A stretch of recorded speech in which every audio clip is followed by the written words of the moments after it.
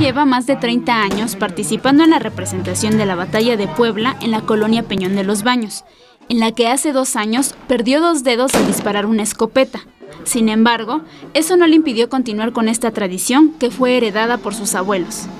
Para muestra un botón, aquí tu servidor, hace 3 años tuve un accidente. Yo tengo 43 años y en los 40 años tuve un accidente. Es algo que traes en la sangre, o sea, no hay una responsabilidad tal cual. A pesar de ello, Jano se siente orgulloso de ser uno de los organizadores de esta celebración y cuenta que su hermano también se quemó un brazo y que muchas personas han sufrido graves accidentes con la pólvora que utilizan. Los accidentes pues pasan, tú lo acabas de ver, detonaciones de escopetas, cañones, todo. Claro, la gente es responsable de sus actos cívicos, ¿no?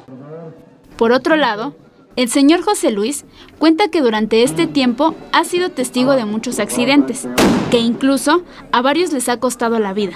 Pero a la gente le gusta esta celebración y por ello se mantiene vigente.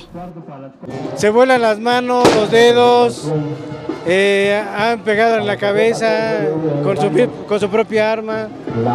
Es muy riesgoso, muy peligroso. Para la mayoría de los habitantes, es un honor conservar esta celebración y participar con el tradicional vestuario de Zacapuaxtlas y del ejército francés, así como portar las escopetas, uno de los elementos que distingue esta representación por sus detonaciones.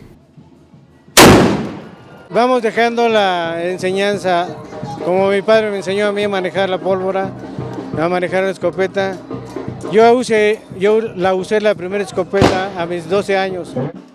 En esta representación número 89 de la Batalla de Puebla, en la colonia Peñón de los Baños, la Secretaría de Seguridad Ciudadana desplegó un operativo para salvaguardar la integridad de los asistentes y para vigilar y agilizar el tránsito vehicular en la zona.